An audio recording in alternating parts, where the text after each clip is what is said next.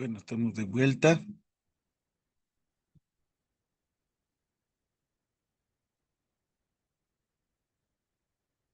Nuevamente estamos en esta opción. Descriptivos, dijimos. Ya hemos hecho el cálculo, ¿no? Prueba de homogeneidad de varianza no es necesario el de Welch. Continuar. Lo que nos interesa ahora es justamente la prueba de 2K. Ahí está. Hacemos un clic en aceptar. Y tenemos ahí ya la prueba. Como pueden observar, en la nova, ¿no? Y estas son comparaciones múltiples. Entonces ahí se visualizan, miren los datos, por ejemplo, ¿no? Con respecto al método, a los métodos.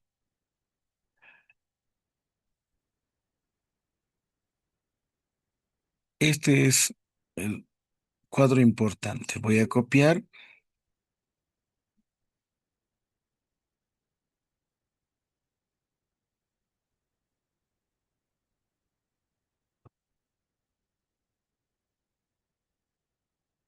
Bien, ahí ya tenemos entonces la nova.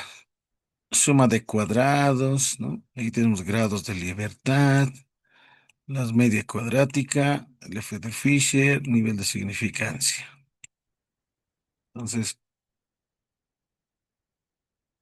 para poder hacer una buena interpretación, no olvidemos, esta parte es bien importante.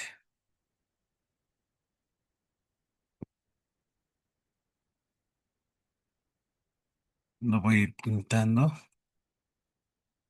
Ahí está. 0.29, 0.48, 0.53, 6, etcétera.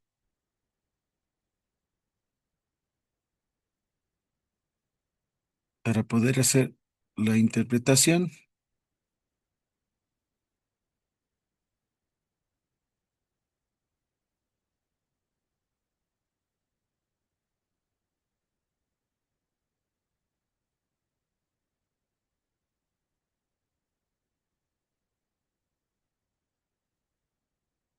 bien, entonces lo que vamos a hacer ahora es analizar, ¿no? El ANOVA.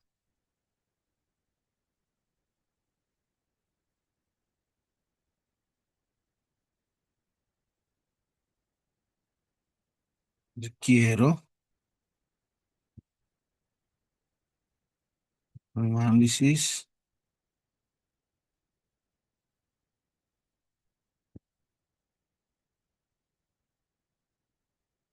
del siguiente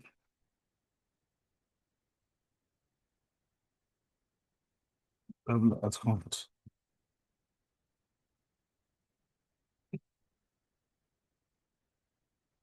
Bien, ahí para que puedan realizar sus interpretaciones, ¿no? Lo mismo pueden trabajar en las otras inteligencias también para que los pueda apoyar. Ahí está. A ver, nuevamente voy a cargar en Gemini, otra inteligencia artificial. También en Grok pueden ustedes, ¿no? También utilizar, ¿no? Ahí está ya cargado, por ejemplo, en esto.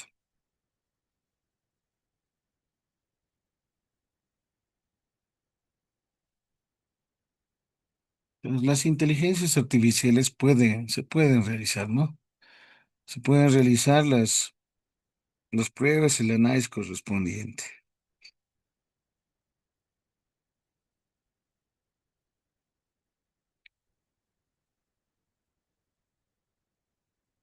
Bien, ahí está, ¿no? El factor adjunto tienes un análisis detallado, dice, ¿no? Por ejemplo, en el método uno el p-valor es de 0.294, ¿no? Como este p-valor es mayor, no existen diferencias significativas, a lo que interpreta, ¿no? A ver, aquí está. Si el p-valor es mayor a 0.5, no hay evidencia suficiente para decir que los grupos son diferentes. Ahí está. En el método 2 dice, su p-valor es 0,48, también no existen diferencias significativas. En el método 3 de la misma forma, no existen diferencias significativas. Interpretación. Para los tres métodos, ¿no? Por los casos presentados en la tabla, el resultado es el mismo. Hipótesis nula, las medias de grupos comparados son iguales. Hipótesis alterna, al menos una de las medias o promedios de los grupos es diferente. Resultado, el método uno, método 2 se acepta la hipótesis nula y se rechaza la alterna estadística de diferencias observadas entre las medias de los grupos. No deben ser al azar y no un efecto de real de factor estudiado.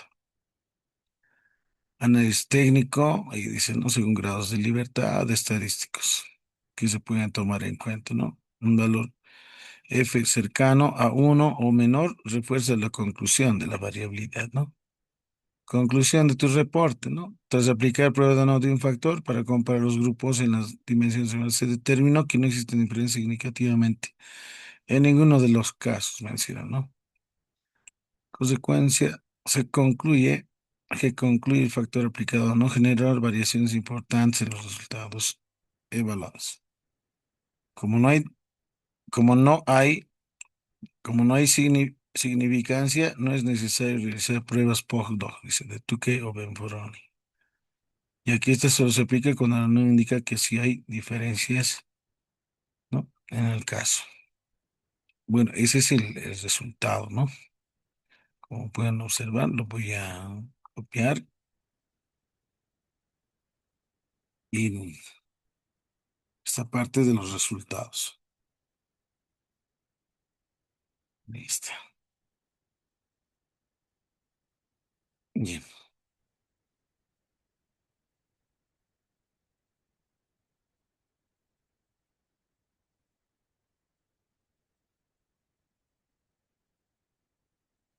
Mm.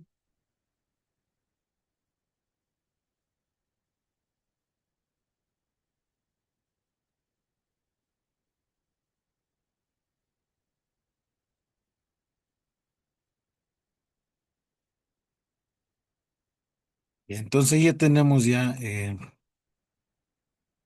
los resultados. Por otro lado, en GROC de la misma forma podemos determinar nuevamente mientras se va cargando el documento.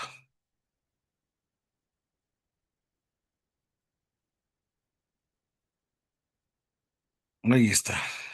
Miren la prueba no contraste, no existen diferencias significativas, al menos una de las medias diferentes significativas. La decisión es la siguiente, dice, ¿no?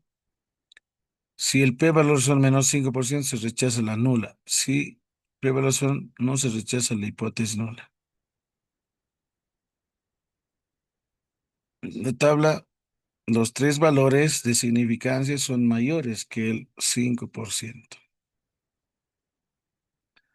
El método uno, por ejemplo, en relación al valor f de Fisher, que se ha calculado 1,317 y su p-valor, dice, ¿no?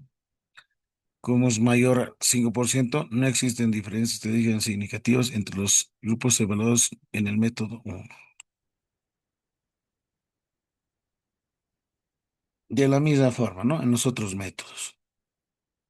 No se encontraron diferencias significativas, menciona, ¿no? Ahí está. Ahí está, en general, los tres métodos de decisión no significativas. Por lo que no se rechaza el hipótesis nula en ningún caso, ¿no? Comparado en los métodos uno, 2 y 3. Bueno, ahí tenemos, ¿no? Como resultado. Bien, entonces ahí ya tendríamos una prueba, ¿no? Correspondiente.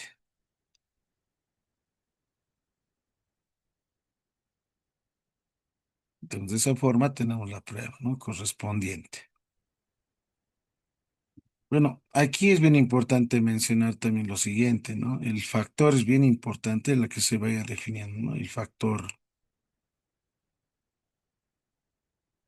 ¿no? Ahí está, el factor correspondiente. Bueno, podemos hacer análisis también en relación al método y no necesariamente al factor, ¿no? ¿Qué tal si hacemos respecto al método uno como factor? Un post hoc, nuevamente 2K. Para este caso, miren, podemos observar lo siguiente. En la nova en relación al factor uno, ¿no?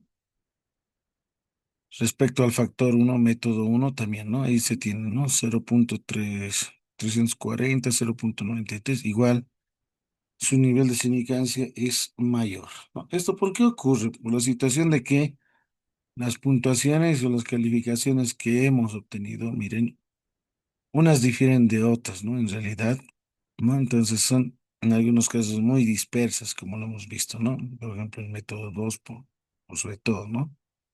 Luego el método uno y el método 3, ¿no? Entonces ahí tenemos justamente esas diferencias significativas. Entonces también habría que ver un cierto tipo de análisis, ¿no? Bueno, por lo general ustedes van a ir viendo también los caracteres importantes dentro de las calificaciones y puntuaciones que van desarrollando. Ahora les voy a mostrar un ejemplo. Es un ejemplo de una tesis, ¿no? Ahí está. Voy a ir a esta parte que dice comprobación de hipótesis. Comprobación de la hipótesis. Ahí está, ¿no? Entonces ahí podemos ver lo siguiente, ¿no?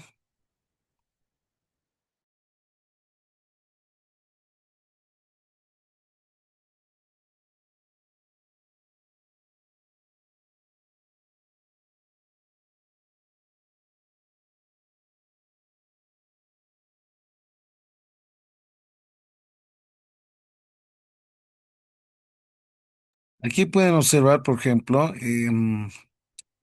el tema, ¿no? Nos relaciona a esto, ¿no? Hipótesis de prueba lo siguiente, que el modelo de enseñanza con aplicaciones virtuales fortalece de manera positiva, ¿no? En el razonamiento lógico matemático. Entonces ahí, por ejemplo, tenemos dos variables, ¿no? Estas dos variables. Tenemos la primera variable que es modelo, variable independiente, modelo de enseñanza con aplicaciones virtuales, ¿sí? Esa es la variable independiente. Por otro lado, se tiene la variable dependiente, que es el razonamiento lógico matemático, ¿no? Entonces, lo que se quiere verificar aquí es si el modelo, este modelo de enseñanza con aplicaciones virtuales, en este caso, sí, es muy bueno en realidad, ¿no? Es de manera significativa en relación a lo que son los métodos, ¿no? Los modelos, en este caso de aplicaciones virtuales, en cierta unidad. Bueno, conformación de los grupos, ahí tenemos grupo uno, grupo 2 de experimental con preprueba y control con preprueba también de la misma forma. El grupo 3 experimental sin preprueba, es decir, sin pretest, ¿no? Y el grupo de control sin eh, pretest de la misma forma. Al experimental 3 el grupo 3 por ejemplo, sí se implementa, ¿no? El método de enseñanza, ¿no? En el otro caso, en el grupo 4 será justamente el método tradicional, ¿no? Entonces aquí tengo justamente un ejemplo de la tabla de los cuatro grupos, que son los postes, que son las calificaciones, ¿no? En relación a medir el razonamiento lógico, ¿no? Entonces ahí, por ejemplo, ya se han determinado sus promedios correspondientes al respecto. Entonces ahí pueden observar el grupo, primero es el grupo experimental uno 81 puntos sobre, ¿no? Sobre 100 puntos. En el siguiente grupo se tiene de 40 puntos sobre 100. En el tercer grupo se tiene, por ejemplo, eh, ahí tenemos 80 de la misma forma.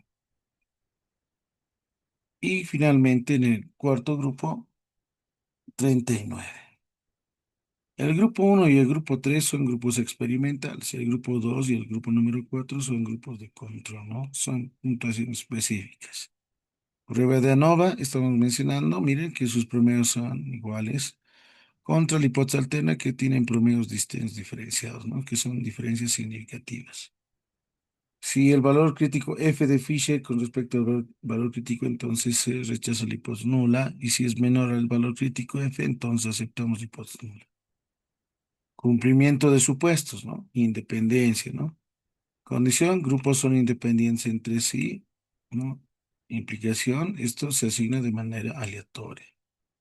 Normalidad residual significa realizar distribución normal, que tengan una distribución normal cada uno de los grupos, ¿no? En este caso puedes realizar Shapiro-Wilk o Kolmogorov según la cantidad. Para nuestro caso ha sido, en este ejemplo es de Shapiro-Wilk, ¿no? Porque tiene grupos de tamaño 20. Y lo que se trata de obtener es eso, ¿no? La prueba de normalidad por Shapiro-Wilk y se analiza, ¿no? Estos datos.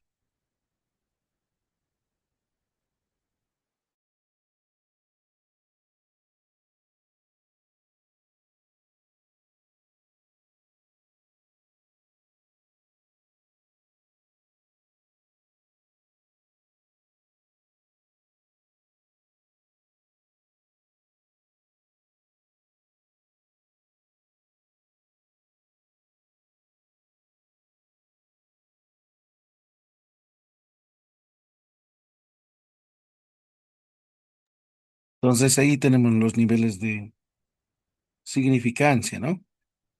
Entonces ahí se tienen p-valores mayores a 5%, entonces tienen una distribución normal para este caso. Homogeneidad de varianzas. Homocedasticidad se lo menciona, ¿no? Eso se trabaja con las pruebas de Levené o prueba de Bartley. En este caso hemos hecho una prueba de Levené, el que hemos visto, ¿no? Para su formulación de hipótesis nula, las varianzas de los grupos son iguales. Eso significa que hay homocedasticidad. Contra la alterna, que sí hay heterocedasticidad si las varianzas no son iguales, ¿no? Entonces, si los p-valores son mayores a 0,5, no se rechaza la hipótesis nula. Si en este caso el p-valor es menor al 5%, se rechaza la hipótesis nula. Entonces, ahí en la misma forma se calcula con SPS el cálculo de Levené, y ahí está, ¿no? Las observaciones correspondientes. Esa que está marcadita en SIG, ¿no? La mayoría, en este caso, son mayores al 5%, entonces implica que no se rechaza la hipótesis nula. Significa que no hay evidencia suficiente que concluye que las varianzas son diferentes, ¿no? Por lo tanto, se asume que el supuesto de homogeneidad de varianzas llamado homocedasticidad se cumple. Una vez cumplidos los tres supuestos, se realiza la nova, ¿no? Nuevamente, cumple independencia, normalidad, homogeneidad, o homocedasticidad, se lo menciona. Se define, miren, la hipótesis nula y la hipótesis alterna, ¿no? De ANOVA. El nivel de significancia siempre es 5%, por lo general se trabaja de esa forma, y los criterios de decisión. Calculamos en las tablas, ¿no? Y ahí se puede obtener, por ejemplo, respecto a las varianzas, el análisis correspondiente y el ANOVA. El valor crítico F y este es F, ¿no? Entonces, ¿cómo se puede hacer el análisis de varianza con un nivel de significancia? Afirma que el valor F determinado es mayor al valor crítico, ¿no? F de Fisher, 2,69, etcétera. Entonces rechazamos la hipótesis nula y aceptamos la hipótesis alterna. Es decir, existe una diferencia entre los grupos en relación a comparaciones de puntuaciones, ¿no? Que son calificaciones de los postes de los cuatro grupos, es decir, que los promedios son distintos. Sí, entonces esto también lo podemos hacer con el Excel, ¿no? Entonces ahí, por ejemplo, aquí tengo el Excel, ¿no? En el Excel ustedes pueden ir en la parte de, hay una ventanita que indica datos, a ver un momentito, fórmulas, datos, tenemos ahí análisis de datos. Y en el análisis de datos, ustedes van a ver lo que está ahí instalado justamente, análisis de varianza de un factor, rango de entrada. Rótulos en la primera fila, sí, rango de entrada, los rangos de entrada, todos estas, hasta ahí nada más, son las puntuaciones. Hago un clic en aceptar, rango de salida en una hoja nueva, en un libro, una hoja nueva en realidad, ¿no? Y ahí está el valor crítico, ¿no? F de Fisher. Entonces aquí pueden observar, esto lo voy a pintar, ahí está, en negrita, con esta otra. Para el ANOVA, por ejemplo, en el Excel, mucho mejor es con esta parte, ¿no? Con este análisis de varianza, por ejemplo, de los grupos, dentro de los grupos, el análisis, ¿no? Este de aquí. Y aquí está, obviamente, los datos, ¿no? De las sumas, las varianzas y sus promedios correspondientes. Entonces, podemos ir copiando e ir viendo también para este tipo de análisis que tenemos, ¿no? Ahí está, promedios, varianzas, y este es más importante, análisis de varianza. Según el criterio con F de Fisher, ¿no? Menciona, indica que si tenemos el F, ahí que tengo ahí anotadito, mayor al valor crítico de Fisher, entonces se tiene justamente, ¿no? Lo que es la prueba, en este caso de ANOVA, aceptable, podríamos mencionar, ¿no? Bien, a ver, aquí voy a ir cargando y más o menos se nota, ¿no? 3.15 y aquí tenemos 23.86. ¿Qué podemos decir al respecto? Sí, ¿no? Como se puede observar, aquí tenemos, por ejemplo, 1652.10 y aquí es 2.69, ¿no? Como ocurre esto es mayor, ¿no? El valor crítico F, entonces rechazamos la hipótesis nula y aceptamos la hipótesis alterna. Quiere decir que existen diferencias entre los grupos. Hay una diferencia significativa en relación a los promedios. Para nuestro ejemplo, en el caso que hemos realizado, ¿no? Claramente 23.8 es mayor a 3.15, que significa que existen diferencias entre los promedios en realidad, ¿no? Eso es obviamente se sobreentiende justamente en relación a los promedios que se han definido, ¿no? En un principio hemos anotado, creo ahí hemos determinado el cálculo de los promedios, ahí está, ¿no?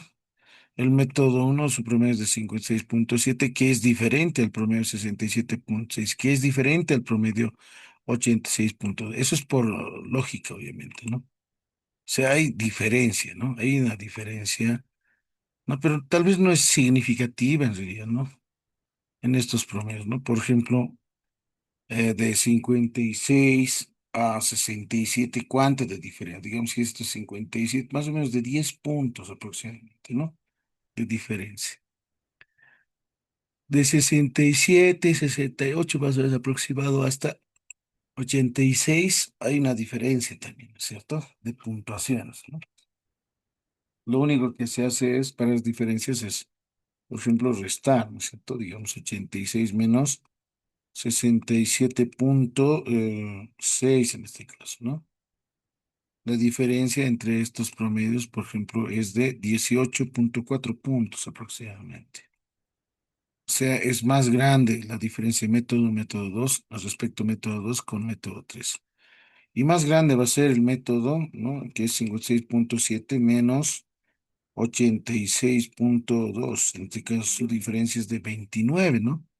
Es decir, el método 3 es ampliamente, tiene una amplia diferencia significativa de casi más o menos 30 puntos, ¿no? Ahí ya más o menos ya vamos la relación del análisis, ¿no? Del análisis respecto a los promedios. Sí, entonces ahí ya podemos ir analizando respecto, ¿no?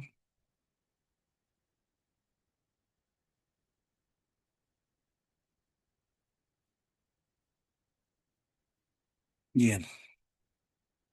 Entonces, esa parte ya tendríamos, ¿no? Las diferencias, como en este caso, ¿no? Con el F de Fisher de Excel lo ha determinado, ¿no? En el SPS puede ser por la regla de Tukey, porque a veces no son tan sofisticados en el tipo de análisis. Va a depender mucho cuál va a ser el determinante factor, ¿no? Entonces, aquí hace más que todo en relación a las puntuaciones dentro de los grupos y entre grupos. Y ahí está, ¿no? Y pues nula, no hay efecto del modelo, hay efecto del pretest, no hay efecto del pretest, hay interacción entre los métodos de enseñanza, con prueba, etcétera, ¿no? Las puntuaciones. Entonces ahí está, nuevo método con pretest, método tradicional, nuevo método sin pretest, método tradicional sin pretest. Y esas son sus pruebas. Podemos realizar pruebas independientes, como son grupos independientes con la TED Student, 2 a 2, ¿no? Por ejemplo, el promedio del primer grupo es igual al promedio del segundo grupo. Y pues nula, el promedio del tercer grupo es igual al promedio del cuarto grupo, ¿no? La alterna, que el promedio del primer grupo es mayor al promedio del segundo, y el tercer grupo, su promedio es mayor al cuarto del cuarto grupo, ¿no? Y ahí pueden ser con la planilla parametrizada de la TED Student, ¿no? No sé si recuerdan que les he subido también en plataforma. Ustedes habrán visto, está en plataforma, ¿no? Estamos ahí, aquí, ¿no? Ahí está, donde dice planillas parametrizadas TED Student. Ustedes van, ingresan ahí, va a abrir una ventana emergente y van a salir justamente, ¿no? Los archivos correspondientes, ¿no? De las pruebas que se requieren.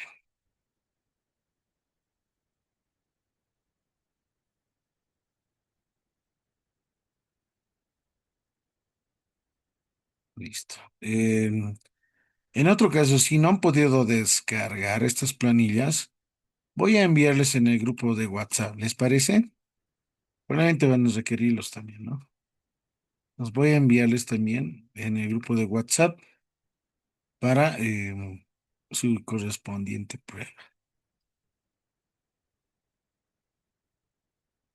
Bien, entonces esta es una forma, ¿no? Utilizada en Excel, ¿no? Listo. Bien, entonces también eso voy a cargarlo. Las grabaciones también del día de hoy. Voy a subirlo. Lo que sí me falta es cargar los archivos de la semana número 4. Ya para finalizar, si tengo un poquito más de tiempo antes de que finalice, correlaciones, ¿no? Correlaciones mayormente varias cuantitativas, por ejemplo, peso y estatura. Yo quiero medir la correlación, ¿no? Entonces ustedes van a funciones, estadísticas, correlación, esta primero, ¿no? Coeficiente de correlación de de dos conjuntos de datos, ¿no? Es la primera matriz, la variable peso, y esta es la segunda matriz, estatura. Y ahí puedo observar, ¿no? El valor justamente de una correlación. Las correlaciones pueden ser positivas y negativas. Por lo general, ¿qué queremos? Correlaciones que sean positivas, ¿no? Una forma es esta. Otra forma, otra alternativa es seleccionas las casillas, insertar en gráfico de puntos o de dispersión. Ahí está. Diseño rápido. Ustedes van a esta parte que dice funciones. Ahí está. Claramente, por métodos menos cuadrados, aquí podemos observar una línea que tiende, ¿no? Y tiene justamente una pendiente negativa. Por esa cuestión, por esa situación, su correlación es negativa, ¿no? Su pendiente es, por ejemplo, de menos 0,08, ¿no? 0,8. Ahí está, 0,008. Este es su pendiente, ¿no? Este es el punto, ¿no? De intersección con respecto al eje Y. Mira, entonces ahí se tiene, ¿no? Este R cuadrado se lo conoce como el coeficiente de determinación, ¿no? Es el grado de asociación que tiene, 0,89. Si ustedes sacan a la raíz cuadrada de esta, ya me queda poco tiempo y ahí vamos a terminar. Sacan su raíz cuadrada de este dato, van a obtener justamente el coeficiente de correlación. Esta es la correlación de Pearson, ¿no? R.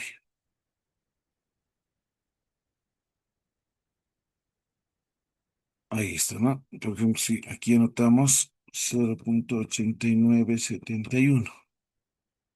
Este es para nuestro caso. R cuadrado, ¿no? Es decir, R por R, ¿no? Sí, lo voy a notar. R cuadrado. Si ustedes sacan a este R cuadrado la raíz cuadrada, aquí por ejemplo, lo van a notar aquí de lado, lo que es raíz cuadrada, ¿listo? De este valor numérico, esa celda. Vean, se acerca bastante, ¿no? Ahí está. Un rojito, lo voy a pintar con otro color mejor. Verde, un poquito más grande, ahí está. Y voy a reducir sus decimales. Y es 0,95, ¿no? He sacado solamente la raíz cuadrada, ¿no? Pero no le he puesto el valor negativo, ¿no? Por ejemplo, las raíces cuadradas de valores negativos no existen, ¿no? Por eso solamente el valor con signo positivo. Ahora, ¿por qué sabemos que la correlación es negativa? ¿Por qué tenía que poner menos 0,9? Porque su pendiente es negativa. Cuando tenemos en la recta pendientes negativas, su correlación obviamente es negativa. Si tenemos pendientes positivas, su correlación va a ser positiva. Ahí está la diferencia, bien importante, ¿no? El coeficiente de determinación, R cuadrado, y R es el coeficiente de correlación. Ahora bien, con el este podemos utilizar también, ¿no? Aquí tengo la inteligencia artificial, que es muy bueno, ¿no? ¿Cómo calcular, ¿no? Con SPS correlaciones de Pearson y Spearman. Entonces hay procedimientos, ¿no? Los cuales podemos ir anotando. Entonces tú vas solamente, dice, analizar correlacional bivariadas. Listo. Eso es lo único, ¿no? Entonces hay opciones de Pearson, Spearman, Kendall, ¿no? Pearson, úsalo cuando las variables son cuantitativas, hay relación lineal, datos son aproximadamente normales, ¿no? Spearman, cuando los datos son ordinales, no se cumple normalidad, la relación es monótona. Eliges la significancia, por lo general sería hasta el 5%, ¿no? Bilaterales, si no tiene hipótesis direccional. Y se realiza, ¿no? La prueba. Por ejemplo, si el p-valor, si es una prueba de correlación, si el p-valor es menor a 0,5, la correlación es significativa, dice, ¿no? Si los p-valores son mayores a 5%, no es significativa. Entonces ahí está su baremo de correlaciones, ¿no? 0 a 0,19, muy débil. De 0,2 a 0,39, correlación débil. De 0,40 a 0,59, correlación moderada. De 0,60 a 0,79, correlación fuerte. De 0,81, muy fuerte, ¿no? Y ese es el baremo, ¿no? Y hay ejemplos para su interpretación correspondiente. Entonces nosotros vamos al SPS. Bueno, voy a utilizar estos métodos, ¿ya? Como son cuantitativos para el ejemplo, ¿no? Correlacionar, ¿no? Bivariadas, ¿no? Listo, bivariadas. Quiero, por ejemplo, medir la correlación método tradicional y el método con TICS. Ve, ahí está Pearson o Spearman, aquí está, ¿no? Bilateral, aceptar. Y ahí está. La correlación, ¿cuál es? Por ejemplo, el método uno respecto al método 2 de 0,48, ¿no?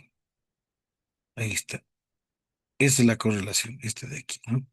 Método 2 respecto al método uno también es 0,488, ¿no? La correlación es significativa en nivel de 0,5%, ¿no? 0,05. Nuevamente, voy ahora a analizar, ¿no? Correlaciones bivariadas. ¿Qué tal si hago ahora con el método uno y el método 3? Los mismos, Pearson y Spearman. Ahí está, correlación de Pearson, 0,35, ¿no? Método uno respecto al método 3. El de Spearman no paramétrica es esta, ¿no? De aquí de abajo está, ¿no? 0,472, ¿no? Si se utilizan ordinales, ¿no? A eso se refiere, ¿no? Se puede calcular con el SPS, Spearman y Rho.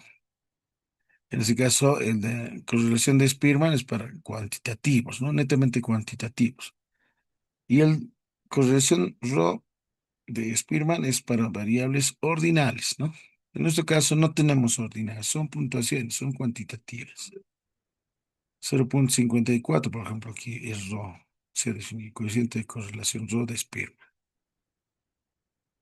Ahora bien, entonces, analizar, y tenemos, ahora voy a medir la correlación bivariada, ya no respecto al método 1, ¿qué tal si es el método 2 respecto al método 3?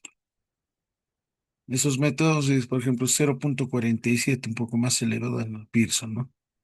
En la Rho de Spearman, si fuese el análisis de manera ordinal, 0,52 más o menos, ¿no? Entonces, ahí ya podríamos mencionar que en qué rango se puede encontrar, ¿no? Entonces, son ejemplos de medir correlaciones lineales, ¿no? Correlaciones lineales. De Pearson, paramétrica. Rho de Spearman, no paramétrica. Entonces, eso no se puede determinar, se puede calcular también con el SPS, como también con el Excel, ¿no? En el Excel también de la forma, ¿no? Mediante el método gráfico o mediante la función directa, ¿no? De insertar y calcular, ¿no? Funciones. Bien, esa sería respecto a las correlaciones. En el documento también base de trabajo habla también respecto, ¿no? Un poco del modelo de regresión lineal simple. Es un modelo de regresión simple, ¿no? Y esta no es recta, ¿no? Donde se puede determinar en relación a lo que es justamente, ¿no? La parte de la pendiente, ¿no?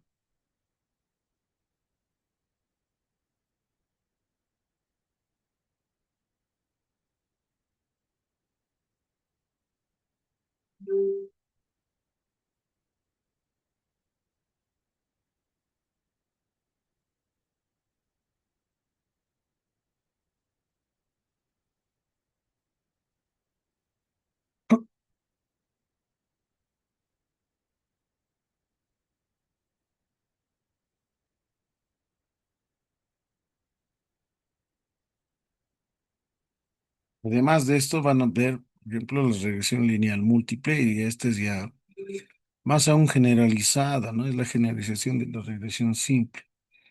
Si tienes varios factores, es decir, varias variables independientes y una variable dependiente, ¿no? Por ejemplo, aquí PHP, algoritmos, base de datos, programación, miren, son cuatro estructuras de grupos, ¿no? Es decir, tienes cuatro variables, ¿no? En relación a eso puedes medir también, ¿no? La parte de la regresión correspondiente, ¿no? Intersección, algoritmo, base de datos. En una hoja en Excel de cálculo se puede ir desarrollando, ¿no?